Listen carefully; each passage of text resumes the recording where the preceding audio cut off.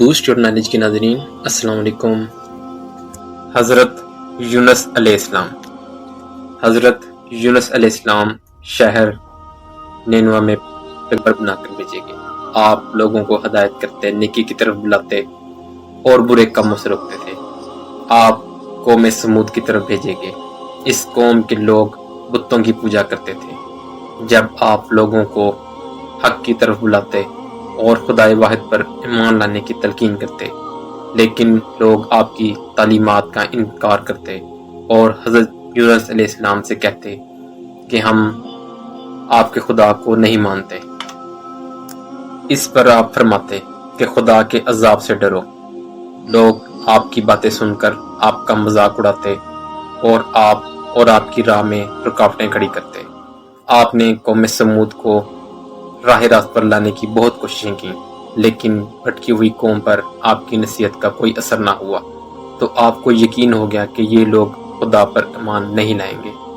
آپ مایوس ہو گئے۔ مایوسی کی حالت میں آپ نے قوم سمود کی تباہی و بربادی کے لیے بد دعا کی اور اس سرزمین سے نکل پڑے۔ چلتے چلتے دریائے فرات کے کنارے پہنچے تو دیکھا کہ ایک کشتی کنارے پر لگی ہے، لوگ اس پر سوار ہو رہے ہیں۔ ان کی دیکھا دیکھی آپ بھی اس پر سوار ہو گئے۔ جنہیں جانا تھا وہ سب سوار ہو چکے تھے۔ کشتی لوگوں سے بھر چکی تھی۔ اس کے بعد کشتی اپنی منزل کی طرف روانہ ہوئی۔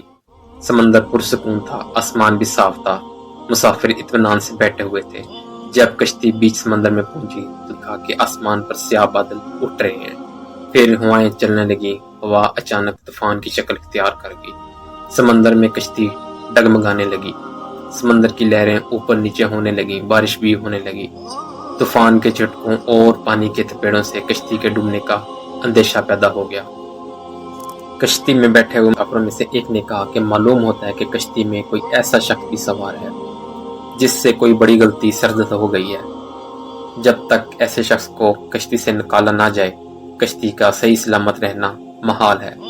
وہ شخص کون ہے یہ بتانا مشکل ہے جب تک کہ وہ خود کو پیش نہ کر دے۔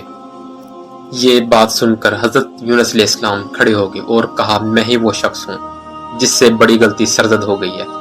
مجھے کشتی سے نکال دیا جائے تو آئی ہوئی مصیبت ٹل سکتی ہے۔ تمام مسافر حضرت یونس علیہ السلام کا منہ تک رہے تھے اور سوچ رہے تھے کہ یہ کون شخص ہے جس نے اپنی غلطی کا اظہار خود ہی کر لیا ہے۔ اور پھر سب نے مل کر سوچا کہ یہ شخص تو فرشتہ صرف انسان معلوم ہوتا ہے، ہم کسی حال میں اسے کشتی سے نہیں نکال سکتے۔ ان میں سے ایک نے تجویز کی کہ قرآن اندازی کی جائے، جس کا نام پرچی میں نکلے گا وہی سزا کا مستحق ہوگا، ہم اسے کشتی سے نکال دیں گے۔ چنانچہ قرآن ڈالا گیا، پرچی میں حضرت یونس علیہ السلام کا نام نکلا۔ اس عمل سے لوگوں کو اطمینان نہیں ہوا۔ دوسری بار پھر قرآن ڈالا گیا تو پھر حضرت یونس علیہ السلام کا نام نکلا۔ اس طرح یہ بار بار دہرایا گیا، ہر بار یہی ہوا۔ حضرت یونس علیہ السلام نے کہا کہ میں اپنے رب کا نافرمان ہوں، خدا کا حکم بھی یہی ہے، مجھے دریا میں ڈال دو، تمام مسافروں کی جان بچ جائے گی۔ حضرت یونس علیہ السلام نے کشتی کے مسافروں سے اور ملا سے بار بار کہا اور وہ کشتی سے چھلانگ لگانے کے لیے تیار ہیں، اس لیے میں نے اللہ کے حکم کا انتظار نہیں کیا۔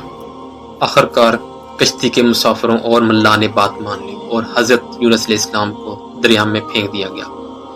دریا میں ایک مچھلی حضرت یونس علیہ السلام کی طرف بڑھی اور نکل گئی۔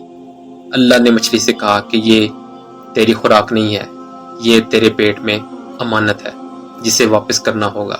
چنانچہ آپ مچھلی کے پیٹ میں اندھیرے میں رہے، اللہ کا ذکر کرتے رہے اور معافی طلب کرتے رہے، اور آپ پکار رہے تھے، اے اللہ تیرے سوا کوئی عبادت کے لائق نہیں، تو پاک ہے، بلا شبہ میں نے اپنے ہی نفس پر ظلم کیا۔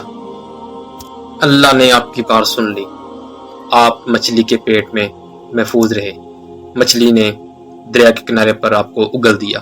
جب آپ مچھلی کے پیٹ سے باہر آئے تو آپ بہت کمزور اور نڈھال تھے۔ آپ نے کھلی فضا میں سانس لیا اور اللہ کا شکر ادا کیا۔ اللہ نے حضرت یونس علیہ السلام سے فرمایا، اگر تو مچھلی کے پیٹ میں میری پاکی بیان نہ کرتا تو نجات حاصل کرنا مشکل تھا۔ جس جگہ پر مچھلی نے آپ کو اگلا تھا وہاں کوئی درخت نہ تھا، نہ کوئی سایہ تھا، دھوپ ہی دھوپ تھی، گرمی بھی ناقابل برداشت تھی۔ اللہ کے حکم سے وہاں ایک بیلدار پودا اگ گیا، پودے کی بیل سے سایہ آ گیا، آپ سائے کے تلے بیٹھ جاتے اور اللہ کا ذکر کرنے لگ جاتے تھے۔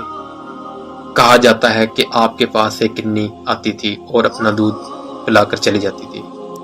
اللہ فرماتا ہے ہم نے بغیر گھاس کی زمین پر ڈال دیا اور وہ بیمار تھا، اور ہم نے بیلدار درخت اگایا اور ہم نے اس کو 1,00,000 آدمی کی طرف بھیجا، بلکہ اس سے بھی زیادہ، پھر وہ لوگ ان پر ایمان لائے۔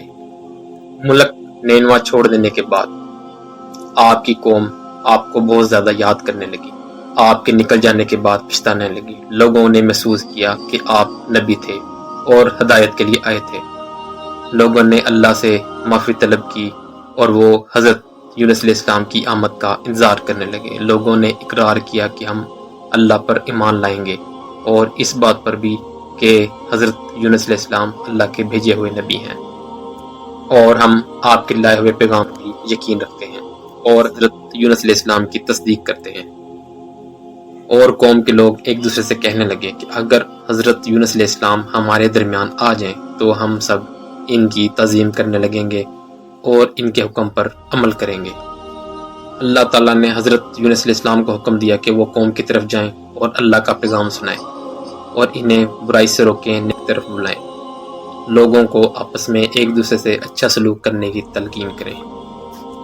واپس آ کر حضرت یونس علیہ السلام نے تبلیغ شروع کر دی اور ہدایت دینے لگے کہ برے کاموں سے دور رہیں، ضرورت مندوں کی مدد کریں، بھوکوں کو کھانا کھلائیں، ننگوں کو کپڑا پہنائیں، کسی کے ساتھ برا سلوک نہ کریں۔